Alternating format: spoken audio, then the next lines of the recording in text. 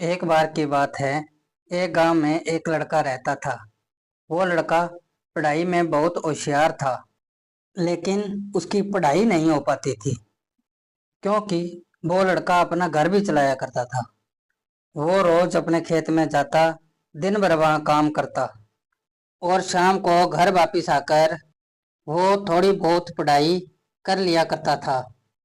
अब जब वो लड़का 12वीं क्लास में हो गया, तो सभी गांव वालों को यह लग रहा था कि हमारे गांव से यही लड़का 12वीं में फर्स्ट आएगा, क्योंकि गांव वालों को भी पता था कि लड़का पढ़ाई में बहुत होशियार है।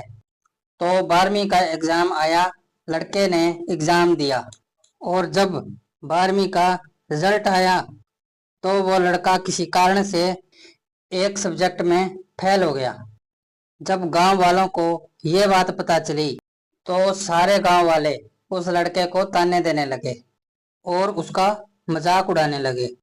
वो जब भी अपने घर से खेत की तरफ जाता तो उस रास्ते पर उसे जितने लोग मिलते वो सब उसे ताने देते रहते।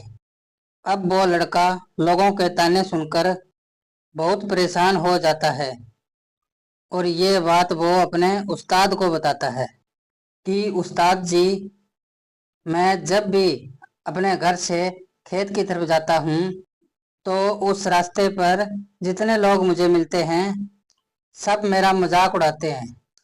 तो उसके उस्ताद ने उसे कहा कि तू ना एक काम कर, एक बड़ा सा लोटा ले और उस लोटे को पूरा ऊपर तक दूध से भर दे और जब तू उस रास्ते से गुजरे तो तू उस लोटे से दूध का एक बूंद भी नीचे गिरने मत देना। लड़के ने एक दिन वैसा ही किया।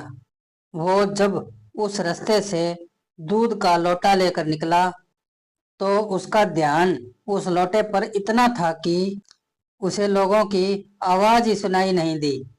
वो इतने ध्यान से उस लोटे को लेकर चल रहा था कि उस लोटे से दूध का एक भी बूंद नीचे ना गिरे।